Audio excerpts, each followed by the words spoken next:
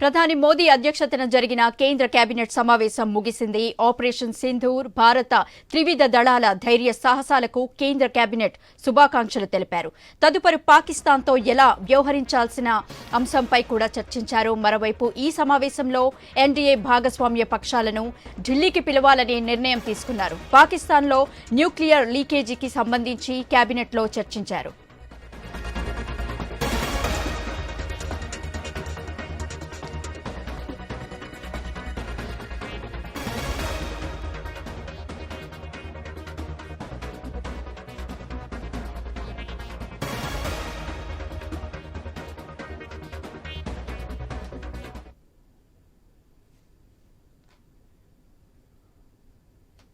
ఇక ఇదే అంశానికి సంబంధించి ఢిల్లీ నుంచి ఫోన్ లైన్ లో రామకృష్ణ మరింత సమాచారం అందిస్తారు. రామకృష్ణ,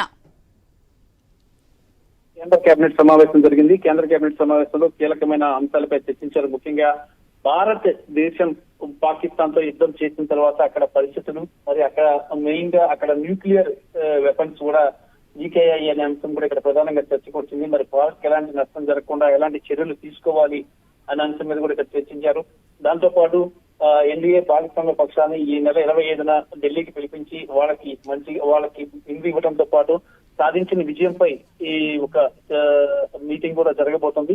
మరి దాంతో పాటు ఇక పాకిస్తాన్ లో విడుదలవుతున్న రేడియేషన్ వల్ల భారత్ కి ఏమైనా ప్రమాదం ఉందా, భారత సరిహద్దు రాష్ట్రాలకి ఎలాంటి నిర్ణయాలు తీసుకోవాలి, మరి వాటిని ఎలాగా సేవ్ చేసుకోవాలి అనే అంశం కూడా ఇక్కడ చర్చకు వచ్చింది ప్రధానంగా.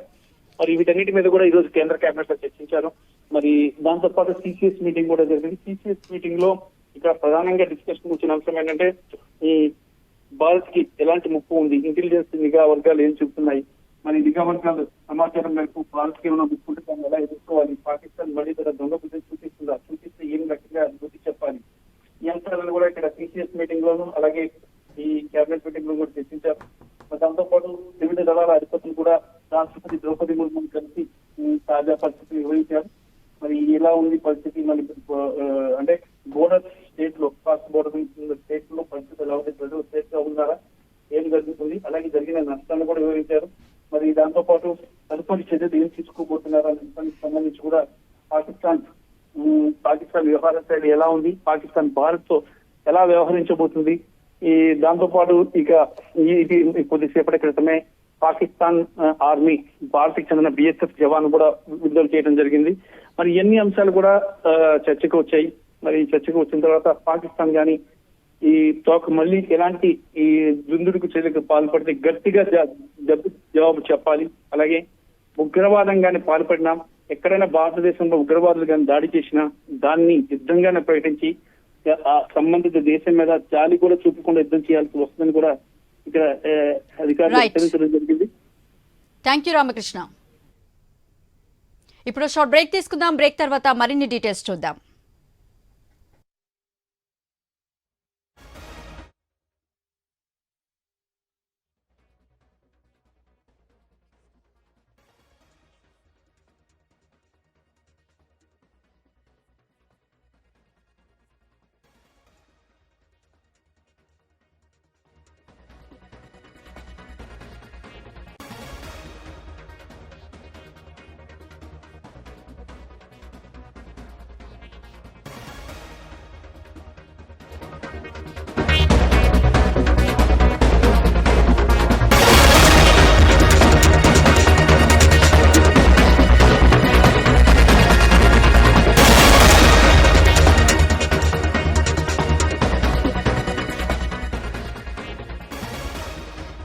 ఇప్పుడు మనం బ్రేకింగ్ చూస్తున్నాం. ప్రధాని మోదీ అధ్యక్షతన జరిగిన కేంద్ర కేబినెట్ సమావేశం ముగిసింది.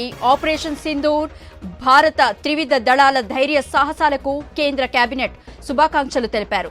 తదుపరి పాకిస్తాన్తో ఎలా వ్యవహరించాల్సిన అంశంపై కూడా చర్చించారు. మరోవైపు ఈ సమావేశంలో ఎన్డీఏ భాగస్వామ్య పక్షాలను ఢిల్లీకి పిలవాలని నిర్ణయం తీసుకున్నారు. పాకిస్తాన్లో న్యూక్లియర్ లీకేజీకి సంబంధించి కేబినెట్లో చర్చించారు.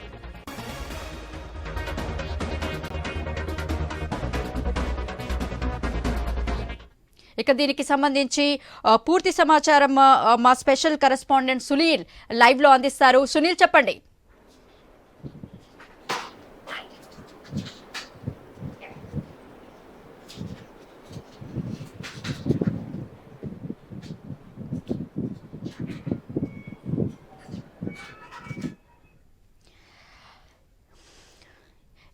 ఇక దీనిపై మరింత సమాచారాన్ని మా స్పెషల్ కరెస్పాండెంట్ సునీల్ లైవ్ లో అందిస్తారు. సునీల్ చెప్పండి.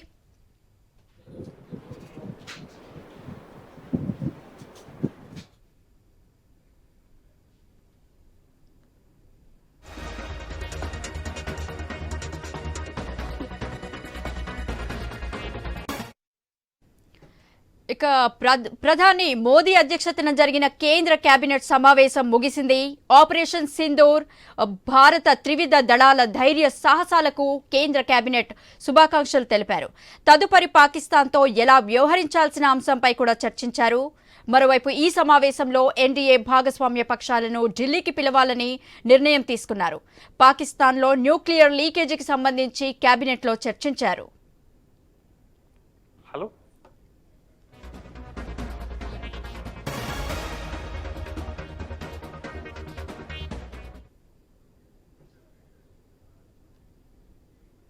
ఇక ప్రధాని మోదీ అధ్యక్షతన జరిగిన కేంద్ర కేబినెట్ సమావేశం ముగిసింది.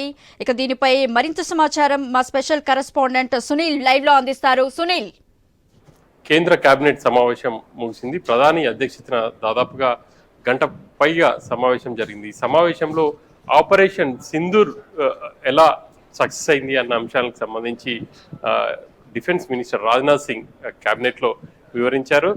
ప్రధానంగా త్రివిధ దళాలు పాక్ని ఏ విధంగా ఎదుర్కొన్నాయి, పాక్ డ్రోన్లను ఎట్లా డిస్ట్రాయ్ చేశాయి, ఈ అన్ని అంశాలను ఇటు పూర్తి వివరాలు కేబినెట్ ముందుంచారు. కేబినెట్ కూడా ఒక తీర్మానం చేసింది.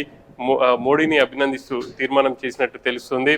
అదేవిధంగా త్రివిధ దళాల సేవలను కూడా కేబినెట్ అభినందనలు తెలిపిందని చెప్పేసి చెప్పుకోవచ్చు. ఇక ఆపరేషన్ సింధూర్, ఆ తర్వాత జరిగినటువంటి పరిణామాలు, కాల్పుల విరమణ ఒప్పందం, వీటన్నిటికి సంబంధించి కేబినెట్ లో చర్చకు వచ్చింది. ప్రధానంగా జాతీయ అంతర్గత భద్రతకు సంబంధించి ఎక్కడ కూడా రాజీ పడేది లేదు. ఖచ్చితంగా ఉగ్ర దాడులు కనుక జరిగితే తిప్పికొట్టే సామర్థ్యం భారత బలగాలకు ఉంది. పాక్ రుచి చూపించారు. పాక్ సంబంధించి పాక్ ఉగ్రముఖలు పహల్గావ్ దాడి చేసిన తర్వాత భారత్ చాలా వ్యూహాత్మకంగా అడుగులు వేసింది. పాకిస్తాన్ని ఏకాకి చేసే ప్రయత్నాలు అయితే చేసింది ప్రపంచం ముందు. అందులో భాగంగానే ఇక వివిధ రకాల చర్యలు కూడా తీసుకుందనే చెప్పాలి. ఇక మొదట సింధు జలాలను నిలిపివేయడం, ఆ తర్వాత ఎగుమతులు దిగుమతులు, ఇక ఆ తర్వాత ఆపరేషన్ సింధూర్ స్టార్ట్ చేసి పాక్ ఉగ్రముఖల శిబిరాలే లక్ష్యంగా చేసుకుంది. ఇంకా కూడా పాక్ బరితెగించి దాడులకు పాల్పడడంతో వాటినన్నిటిని కూడా భారత్ విజయవంతంగా వాయుసేన కావచ్చు, ఆర్మీ, బిఎస్ఎఫ్, నేవీ పూర్తి స్థాయిలో అడ్డుకున్నారు. ఇక పాక్ సంబంధించి ఎయిర్ బేస్లు కూడా ధ్వంసం చేసినటువంటి సిచ్యువేషన్ అయితే ఉంది. ఇక భారత్ ఉన్నటువంటి ఆయుధ సంపత్తి ఏంటో పాక్కి తెలిసిపోయింది. ఇక ఈ మేరకే పాక్ పూర్తి స్థాయిలో చర్చలకు వచ్చింది. కాల్పుల విరమణ ప్రకటించాలి అని చెప్పేసి కూడా భారత్ అధికారులతో చర్చలకు రావడం, వీటన్నిటికి సంబంధించి ప్రధాని కావచ్చు, అదేవిధంగా డిఫెన్స్ మినిస్టర్ కేబినెట్ సహచరులకు వివరించారు. వాళ్ళ నుంచి కూడా పూర్తి స్థాయిలో అభినందనలు వచ్చాయి. ఇక రానున్న రోజుల్లో కూడా పూర్తి స్థాయిలో భారత సైన్యం సరిహద్దుల్లో అప్రమత్తంగా ఉండబోతా ఉంది. ఇక రానున్న రోజుల్లో పాక్ సంబంధించి ఇటు పీఓకే సంబంధించి కావచ్చు, అదేవిధంగా పాక్ ప్రేరేపిత ఉగ్రవాదులకు సంబంధించి ఎటువంటి చర్యలు తీసుకోబోతుంది అన్న అంశాలను కూడా కేబినెట్ ముందుంచి కేబినెట్ సహచరుల నుంచి ఆమోదం తీసుకున్నట్టు తెలుసా ఉంది. ఇక కేబినెట్ కూడా పూర్తి స్థాయిలో మోడీ తీసుకున్నటువంటి నిర్ణయాలకు అభినందనలు తెలపడం కాకుండా త్రివిధ దళాలకు కూడా వాళ్ళు కృతజ్ఞతలు చెప్పారని చెప్పేసి తెలుస్తుంది. వాటికి సంబంధించి కేబినెట్ లో తీర్మానం చేశారని చెప్పేసి కూడా సమాచారం అంతా ఉంది. ఇక రాబోయే రోజుల్లో ఇక దౌత్యపరంగా ఎటువంటి చర్యలు తీసుకోబోతున్నాం, ఒకవైపు కాల్పుల విరమణ ఒప్పందం కొనసాగుతా ఉంది, మరోవైపు దౌత్యపరంగా పాక్ పై ఎలా ముందుకు వెళ్ళాలి అన్న అంశాలను కూడా ఈరోజు కేబినెట్ లో చర్చించి ఇక భవిష్యత్ కార్యాచరణ సంబంధించి కూడా ఒక ఇటు కేబినెట్ లో చర్చించి నిర్ణయం తీసుకోబోతున్నట్టు తెలుస్తుంది.